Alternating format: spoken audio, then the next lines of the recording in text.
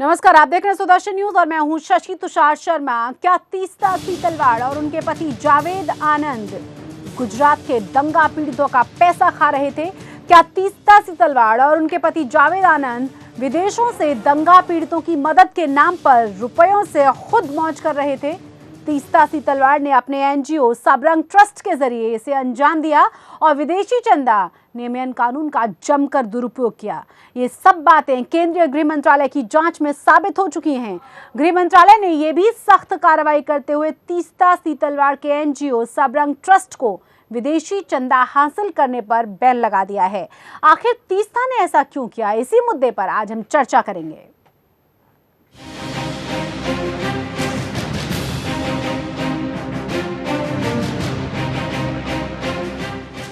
जानी मानी सामाजिक कार्यकर्ता और गुजरात के दंगा पीड़ितों के बीच काम करने का दावा करने वाली तीस्ता सीतलवाड़ की मुसीबतें बढ़ गई हैं। केंद्र सरकार ने तीस्ता के एनजीओ सबरंग ट्रस्ट का FCRA लाइसेंस रद्द कर दिया है। तीस्ता सीतलवाड़ ने गुजरात दंगा पीड़ितों को इंसाफ दिलाने के नाम पर FCRA के तहत विदेशों से जमकर चंदा लिया, लेकिन आरोपों के मुताबिक इन पैसों का इस्तेमाल तीस्ता सीतलवाड़ और उनके पति जावेद आनंद ने अपने हितों और सुविधाओं को पूरा करने पर खर्च किए। केंद्रीय गृह मंत्रालय ने अपनी जांच में तीस्ता सीतलवाड़ के एनजीओ सबरंग ट्रस्ट को FCRA नियम के घोर उल्लंघन और दुरुपयोग का दोषी पाया है। FCRA के तहत भारतीय संस्थाएं विदेशों से आर्थिक सहायता नियम और कानूनों के तहत लेती हैं। आपको बता दें कि पिछले साल FCRA के नियमों का उल्लंघन करने के आरोप में गृह मंत्रालय ने सबरंग ट्रस्ट के रजिस्ट्रेशन को 10 सितंबर 2015 से 6 महीने के लिए निलंबित कर दिया था। वहीं गुजरात सरकार ने भी आरोप लगाया है कि तीस्ता सीतलवाड़ और उनके पति जावेद आनंद ने गैर सरकारी संस्था को मिले विदेश से पैसे को अपने निजी हित के लिए इस्तेमाल किया। हालांकि तीस्ता सीतलवाड़ और उनके पति ने इन आरोपों को खारिज किया है। इसके पहले तीस्ता सीतलवाड़ के खिलाफ CBI ने भी जांच शुरू की थी। इसे लेकर तीस्ता सीतलवाड़ के कार्यालय पर छापे भी मारे गए थे। सुदर्शन न्यूज के लिए ब्यूरो रिपोर्ट के साथ कुमार मयंक।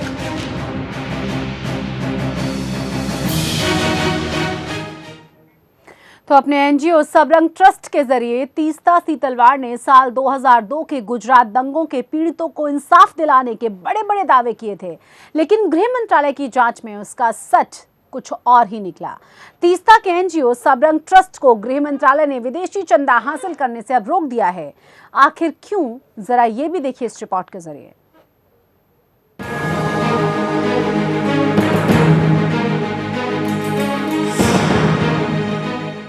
केंद्रीय गृह मंत्रालय के एक आदेश के बाद केंद्र सरकार ने तीस्ता और उनके पति जावेद आनंद की ओर से संचालित एनजीओ सबरंग ट्रस्ट का स्थायी पंजीकरण तत्काल प्रभाव से रद्द कर दिया है।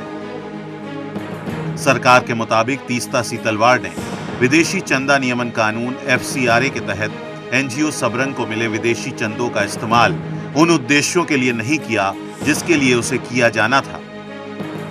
आदेश में कहा गया कि निरीक्षणों के दौरान गृह मंत्रालय ने पाया कि तीस्ता और उनके पति जावेद आनंद ने विदेशी चंदों का इस्तेमाल अक्सर होटलों में खाना खाने, अपने घर पर खाना मंगवाने, महंगी दुकानों से केक और मिठाइयां मंगवाने, कान साफ करने वाली रुई, गीले वाइप्स, क्लिपर, सैनिटरी नैपकिन जैसे विशुद्ध निजी चीजों की खरीद के लिए किए और ये धनराशि FCRA खाते से ट्रस्टियों को वापस दे दी जाती थी। गृह मंत्रालय ने अपने आदेश में कहा कि सबरंग ट्रस्ट ने Sabrang communication and publishing private limited MCPPL के लिए 50 लाख रुपए खर्च किए थे।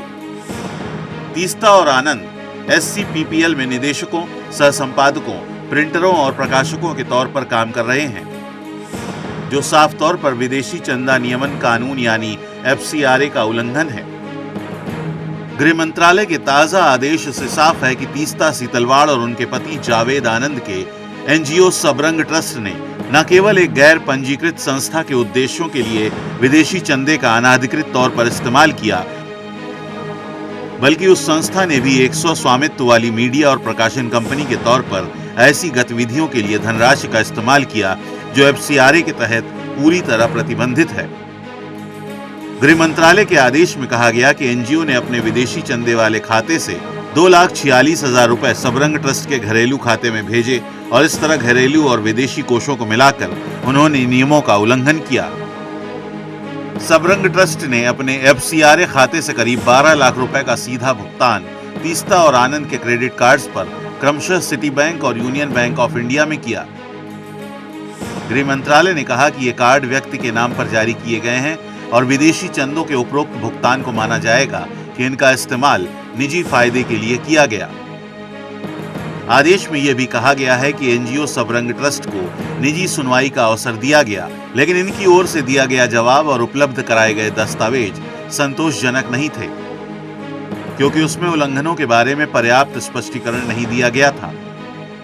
आपको बता दें कि तीस्ता सीतलवाड़ और उनके पति जावेद ने एनजीओ सबरंग ट्रस्ट को साल 2002 के गुजरात दंगा पीड़ितों को न्याय दिलाने का माध्यम बनाया था, लेकिन दोनों ही पर दंगा पीड़ितों की मदद के लिए विदेशों से आए पैसों का अपने निजी हित में दुरुपयोग करने के आरोप लगते रहे। सुदर्शन न्यूज के लिए ब्यूरो रिपोर्ट के साथ कुमार मयंक।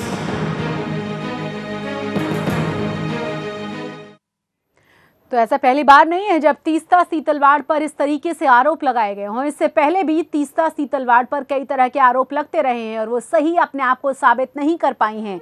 सवाल उनसे ये भी पूछा जाता रहा है कि जिस तरीके से दंगा पीड़ितों को उन्होंने न्याय दिलवाने की बात कही और उनसे पैसा लिया, उस पैसे के हिसाब के बारे में आखिर उन दंगा पीड़ितों को कोई जानकारी अब तक उन्होंने क्यों नहीं दी। हमारे साथ हमारे 3 खास मेहमान जुड़े हैं फोन लाइन पर। हर्ष रंजन हैं जो कि वरिष्ठ पत्रकार हैं, साथ ही साथ संदीप द्विवेदी हैं जो कि समाज सेवी हैं, और अमित मिश्रा हैं, ये भी समाज सेवी हैं। मैं शुरुआत करूंगी आपसे हर्ष रंजन जी।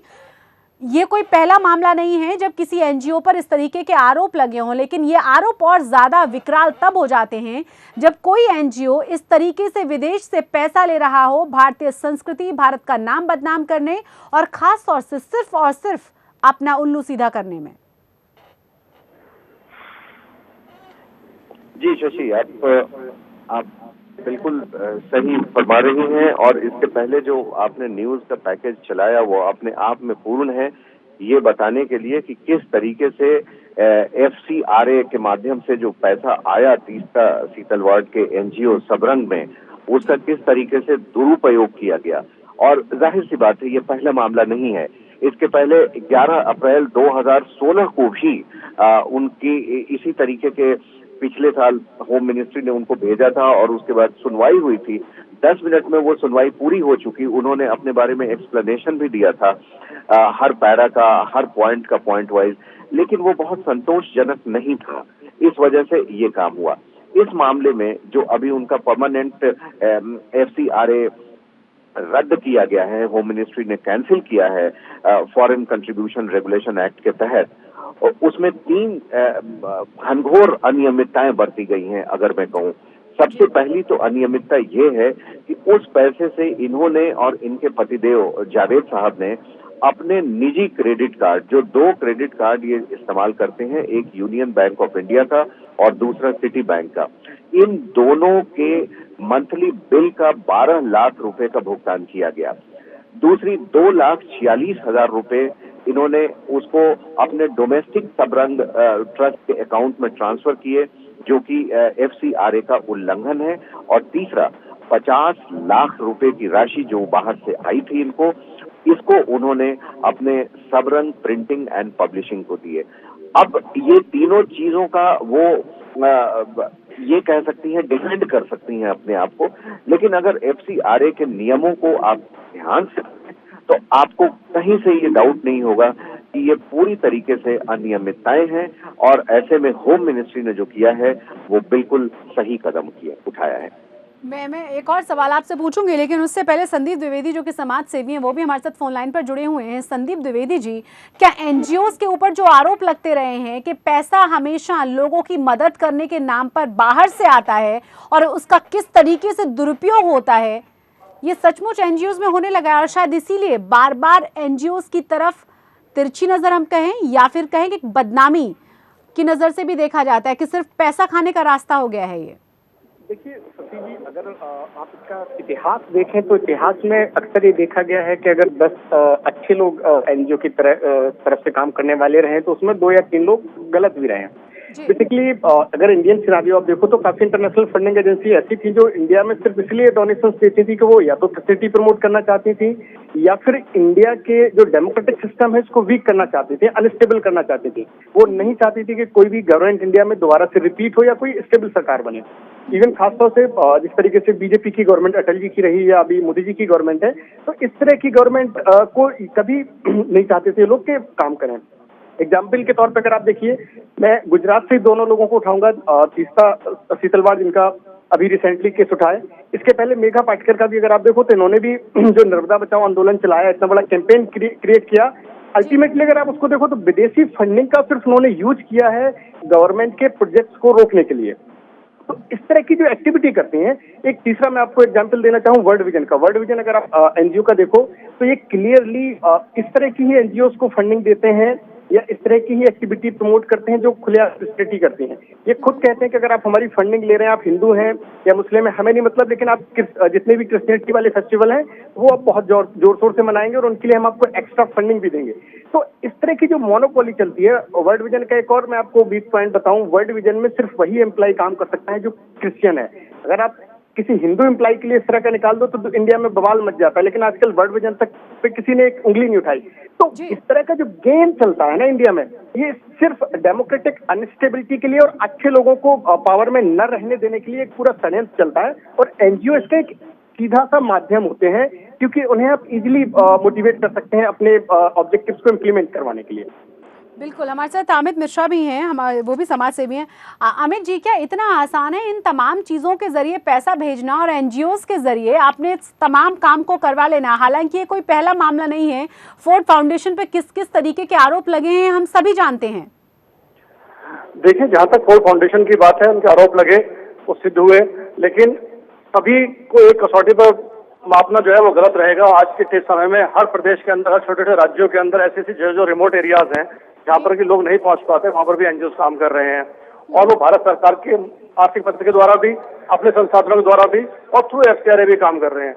जब भी एफसीआरए सैंक्शन होता है, गृह मंत्रालय के द्वारा होता है, जितने भी उसकी गवर्निंग बॉडी होती है, जितने उसके अंदर मेंबर्स होते हैं, उन सबकी वेरिफिकेशन होती है आईबी डिपार्टमेंट के द्वारा, गृह मंत्रालय के अधीन जो है उसके द्वारा उनकी इंक्वायरी होती है। तो बहुत ही सोच समझकर एफसीआरए का अलॉट होता है। लेकिन यदि उसके बाद भी कहीं पर अनियमितताएं पाई जाती हैं, हर साल उसकी रिटर्न फाइल होती है गृह मंत्रालय के अंदर। लेकिन जहाँ तक तीस्ता जी का सवाल है, जो सतरंग फाउंडेशन है उसमें जैसा बताया कि जो 3 अनियमितताएं बरती गई हैं, जो उसका फंड है वो एफसीआरए अकाउंट से ट्रांसफर करके दूसरे अकाउंट में डाला गया और कुछ निजी माध्यमों के लिए उसको खर्च किया गया, वो कहीं ना कहीं गलत है।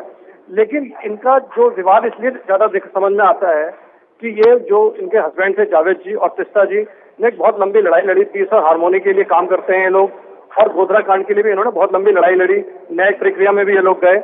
लेकिन अमित मिश्रा जी, जो जिन लोगों के लिए लड़ाई लड़ रहे थे उन लोगों ने तो कहा कि हमसे भी इन्होंने पैसा लिया और पैसा कहाँ खर्च किया उसका भी हिसाब आज तक उन लोगों को इन्होंने नहीं दिया। मैंने वही आपसे कहा कि अगर इस तरह की अनियमितताएं बरती जाती हैं तो बिल्कुल गृह मंत्रालय का दायित्व बनता है कि तुरंत प्रतिबंध लगाया जाए, और न सिर्फ एफसीआरए में प्रतिबंध लगाया जाए बल्कि भारत सरकार के द्वारा भी ऐसी संस्थाओं पर पूर्णकालिक प्रतिबंध लगाना चाहिए। लेकिन ये विशेष ध्यान रखा जाए कि उसमें अनियमितताएं बरती गई हों, किसी द्वेष भावना के द्वारा ऐसा ना किया जाए। ठीक है, हमारे साथ हर्ष रंजन जो कि वरिष्ठ पत्रकार हैं, लगातार बने हुए हैं। हर्ष रंजन जी, मतलब ऐसा नहीं है कि गृह मंत्रालय ने इस पर बैन लगा दिया, गृह मंत्रालय ने तमाम जांचें कर ली।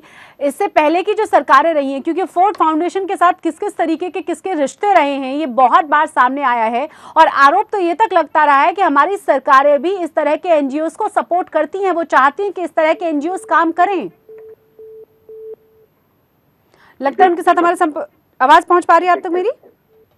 जी, मैं आपकी आवाज सुन पा रहा हूँ। देखिए, मोदी सरकार जब से आई है तब से एक बहुत अच्छा जो काम इन्होंने शुरू किया है वो एनजीओज पे की जो अनियमितताएं थी उसकी जांच का काम, उसको देखने का काम, उसके इंस्पेक्शन का काम, तमाम इस तरह के जो कदम उठाए गए हैं मोदी सरकार के द्वारा, ये वाकई काबिले तारीफ है। और ये मैं सिर्फ इसीलिए नहीं कह रहा हूँ, अगर आप पूरे देश में एनजीओ के बारे में एक सर्वे करके देख लें, आपको 70% से ज्यादा लोग यही मिलेंगे जो बोलेंगे कि ये फर्जी है, कुछ काम नहीं करना है तो बस एक एनजीओ इन्होंने शुरू कर दिया।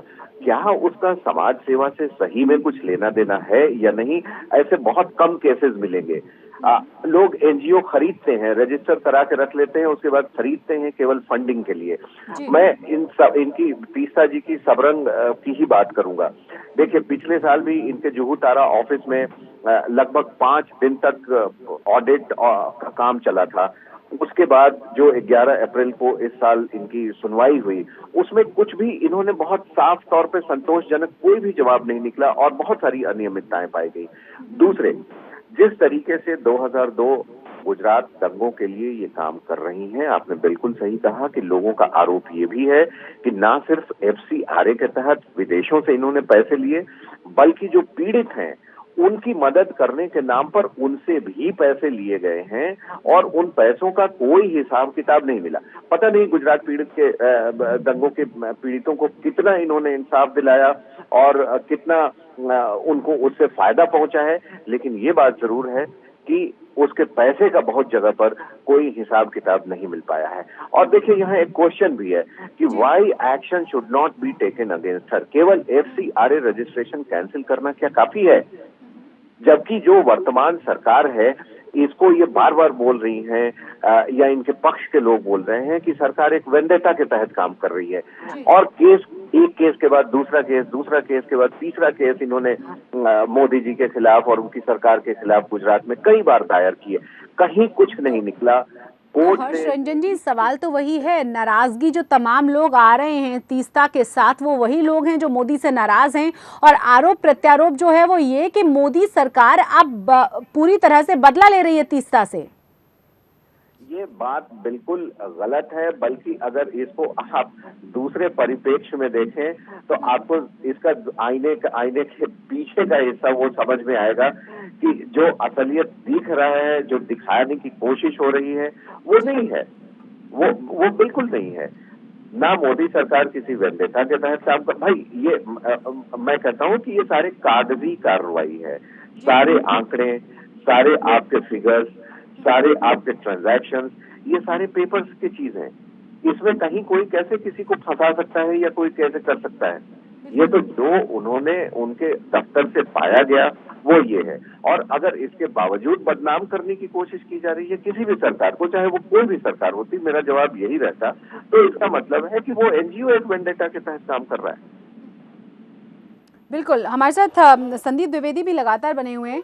संदीप जी, इस तरह के एनजीओज किस तरीके से बाहर से पैसा लेते हैं और किस तरीके से उसका दुरुपयोग होता है, और ख़ासतौर से आपने खुद ही कहा कि कोशिश यहाँ पर होती है कि किसी भी तरीके से सरकार को डिस्टेबलाइज किया जाए, और ऐसा भी हम देखते रहे हैं कि किस तरीके से तमाम अलग अलग जगहों पर अपने अपने हित के हिसाब से काम करने के लिए कितनी सारी साजिशें रची जाती हैं। हालांकि इलेक्शन से पहले तमाम गतिविधियां और ज़्यादा तेज़ और ज़्यादा तीव्र हो जाती हैं।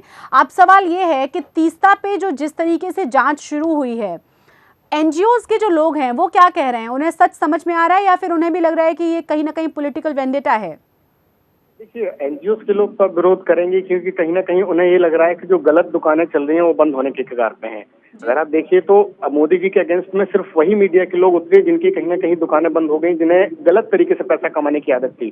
तीस्ता वाले केस में अगर आप देखिए तो लोग कह रहे हैं कि मोदी जी बदले की भावना से काम कर रहे हैं। मैं मानने के लिए तैयार हूं कि बदले की भावना से काम कर रहे हैं, लेकिन आप एक चीज ये समझिए, अगर आप गलत कर रहे हैं तो वो गलत है, और अगर गलत के लिए मोदी जी ने आपको पकड़ा है और अगर आपका एनजीओ बैन किया है तो बिल्कुल गलत नहीं किया है। आपको जब पता है कि मोदी जी आपके ऊपर कार्रवाई कर सकते हैं तो फिर आप क्यों जानबूझ के गलत कर रहे हैं? दूसरी चीज, 3 साल पहले मिनिस्ट्री ने लगभग 1300-1400 एनजीओ का रजिस्ट्रेशन, FCRA रजिस्ट्रेशन कैंसिल किया था, और तब क्लियर ये वार्निंग दी थी कि FCRA जो फंडिंग है कैसे यूटिलाइज करना है, कहाँ पे मिस यूटिलाइजेशन है, क्या नहीं करना है, क्लियर उन्होंने गाइडलाइंस जारी की थी। क्या इन्होंने वो गाइडलाइंस नहीं देखी? इसके बाद भी आप वो गलती कर रहे हैं, तो इसका मतलब कहीं ना कहीं आपकी नीयत में चोर था और कहीं ना कहीं आप जानबूझ के दबाना चाह रहे थे। दूसरी चीज, अब जैसे फोर्ड फाउंडेशन की हम लोग चर्चा कर रहे थे, फोर्ड फाउंडेशन का अगर आप बहुत बारीकी से देखें तो फोर्ड फाउंडेशन अधिकांश यंग लोगों को के पॉलिटिकल मोटिवेशन के लिए या लीडरशिप ट्रेनिंग के लिए पैसा देता है। वो भी कहीं ना कहीं एक जरिया है जानबूझ के लोगों को या यंग को, जो कि सबसे ज्यादा यूथ मोटिवेट होता है, उसको मोटिवेट करना कि आप गवर्नमेंट के अगेंस्ट जाइए, गवर्नमेंट की पॉलिसीज का विरोध कीजिए और गवर्नमेंट को अनस्टेबल कीजिए।